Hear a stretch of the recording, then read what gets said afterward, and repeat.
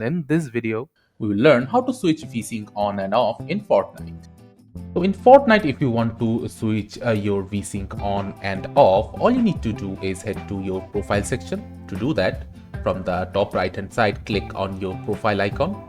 After that, click on the gear button, which will directly take you to the display tab.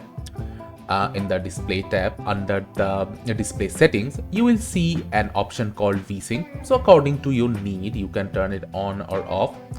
vsync essentially locks your frame to the maximum refresh rate of your monitor. So if your monitor is 60 Hz, your FPS will be locked at 60 and any visual tearing or smearing will be absent from your picture.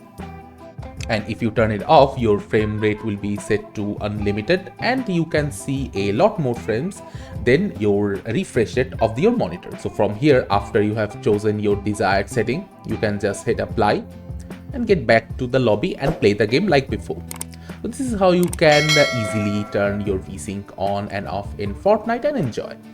Thank you for watching. Subscribe to our Topical Talks channel for more videos.